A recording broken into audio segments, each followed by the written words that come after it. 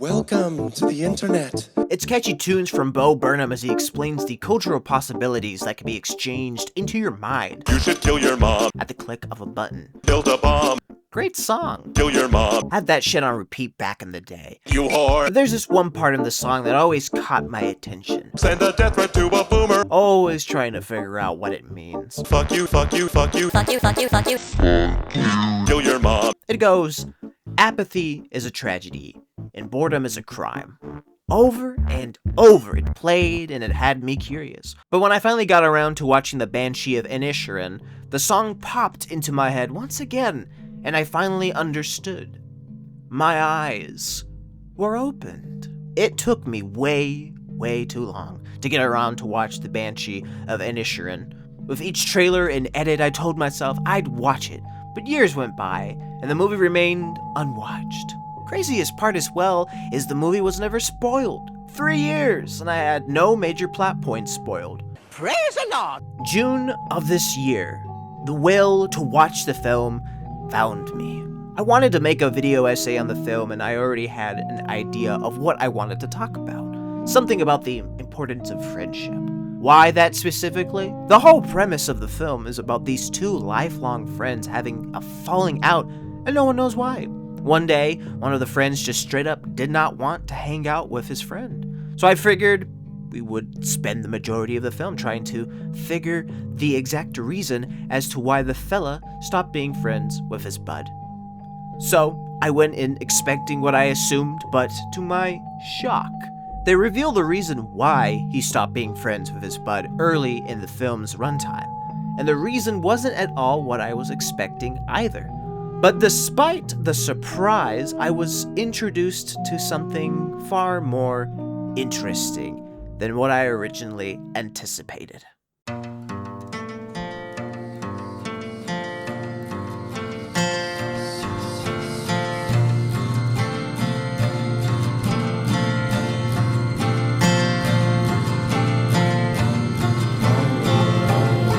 talking to me! Are you? You used to be nice. You used to be nice. I suppose niceness doesn't last then, does it, Rory? But I tell you something that does last. Music lasts. Knew it! Paintings last. And poetry lasts. So does niceness. You used to be nice. Or did you never used to be? Oh, God. Maybe you never used to be. Man of all creeds, avoid dullness, as if the mere mention of it oppresses their being. The lucky ones, if they notice dullness creeping ever so closer to them, will go to extreme lengths to fend it off.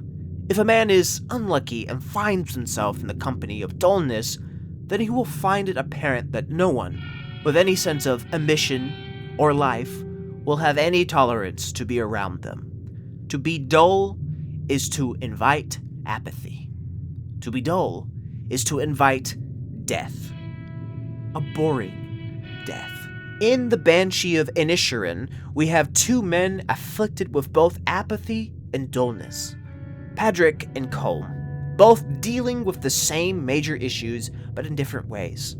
Throughout the film, Patrick and Colm will help demonstrate the effects dullness has on the human condition, how people treat dullness, and maybe spin Bo Burnham's song in the mix. Apathy is a tragedy. Boredom is a crime.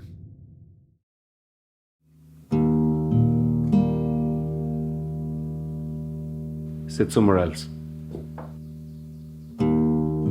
We'll keep aimlessly chatting, and my life will keep dwindling, and in 12 years I'll die with nothing to show for it. How's the despair? It's back a bit. But you're not gonna do anything about it. I'm not gonna do anything about it, no. Colm has a problem. We see throughout the film that he's an artist, from the masks and art pieces in his room to his ability to create music and poetry. Colm is a artsy man.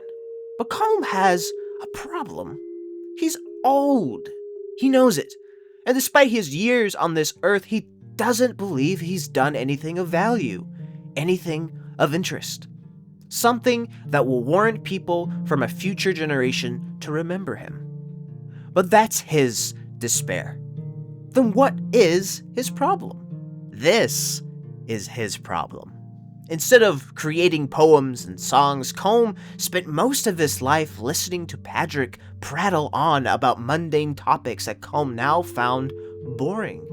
Intolerably boring, in fact, that without warning he cuts ties with Patrick and refuses to have him as company.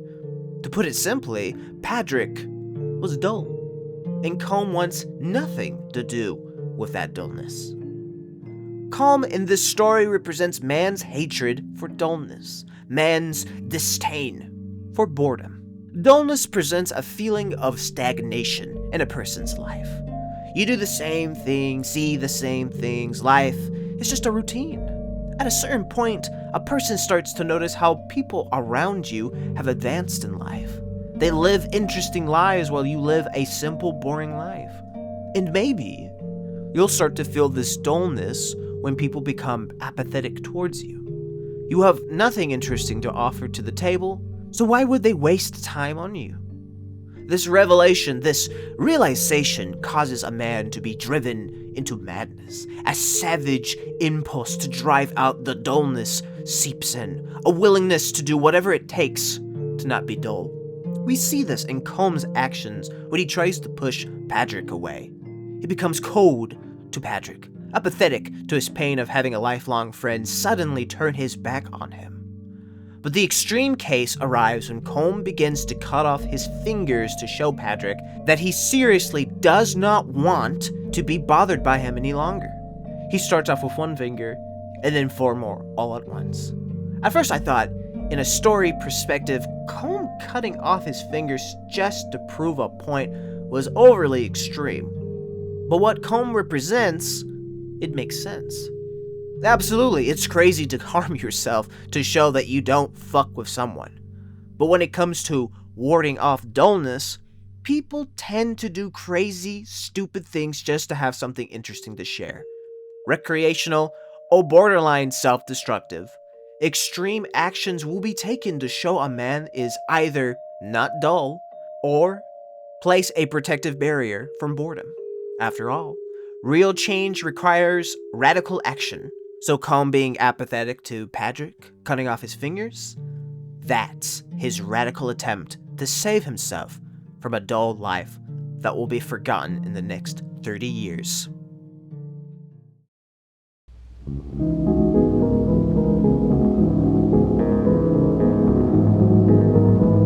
If I've done something to you, just tell me what I've done to you.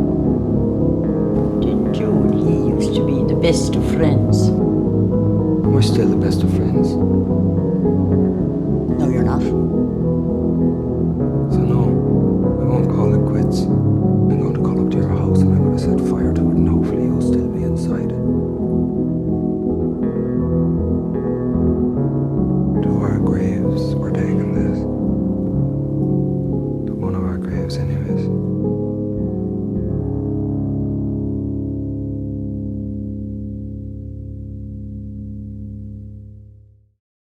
Nice.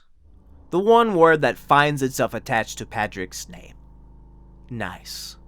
Not interesting, or mean, nor dumb or clumsy. Just nice. Unlike Colm, Patrick isn't an artist or aspires to make a name for himself. He's just a simple man on a little island living day by day, all the same. But like Colm, Patrick has a problem. He's dull. Supposedly. So says Colm.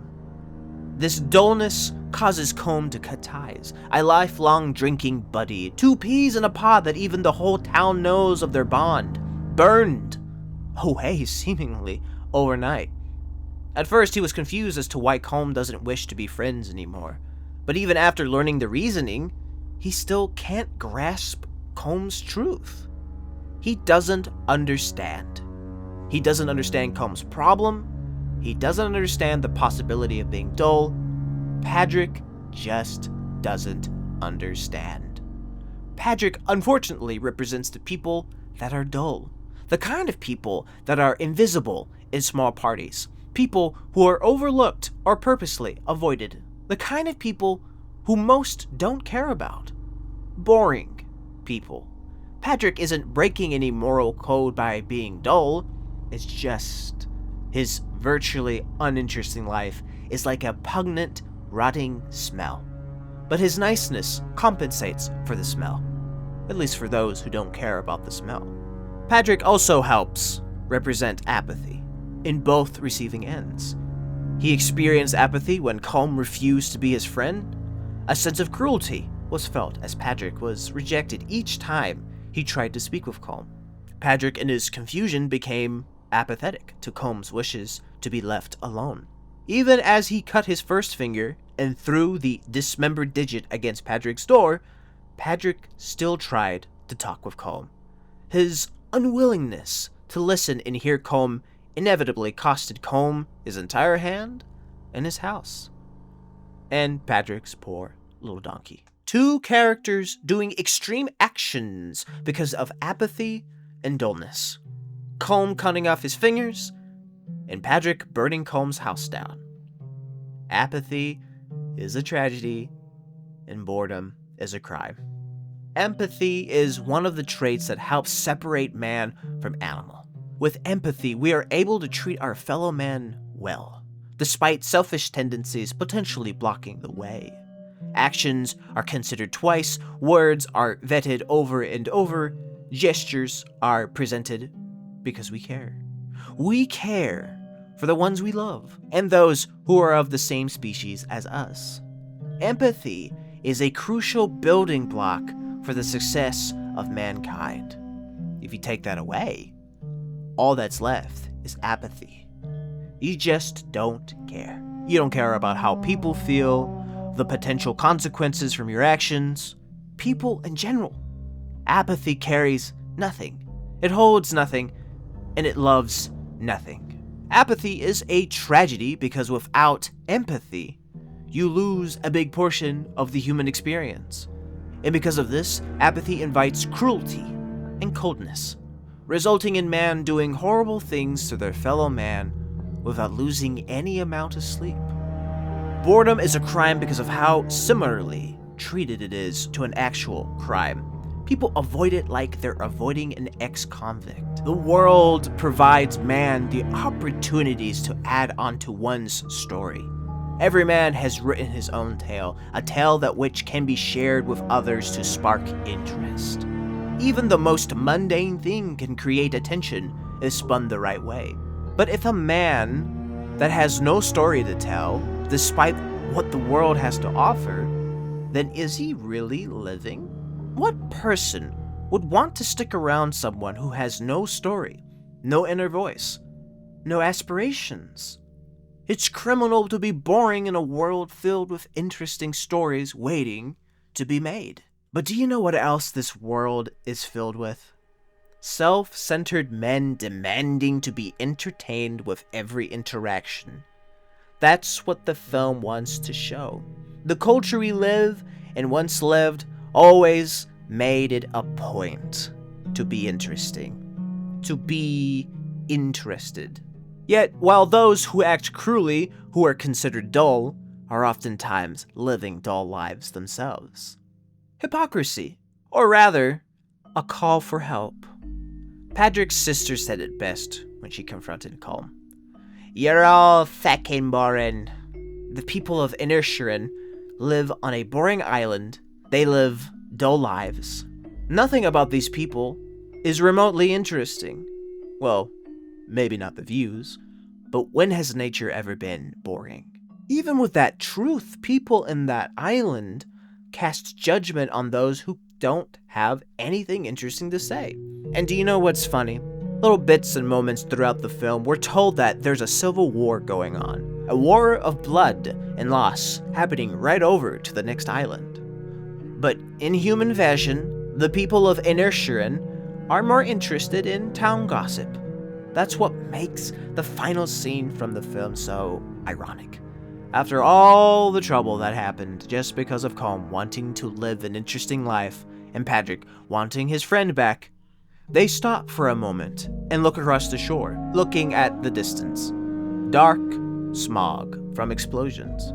They talk about it for a brief moment, parting some time to the war that many are losing their lives in. Then, the story ends. Right there. They move on. Do you know why dullness is such a curse? It's because it causes man to be fearful of the still moments in life. Boredom demonized because of social worries. Dullness being so feared that men would self-mutilate just to say they are not boring. Dullness creating cruel men who cast aside their fellow man as if they're diseased beasts just for the sin of being boring. But at the end of the day, they are still boring. And I think that's okay.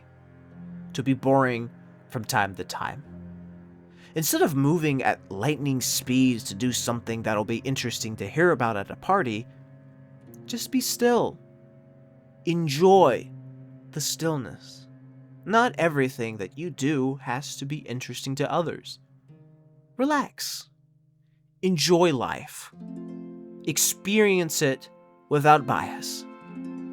Chill. Apathy is a tragedy.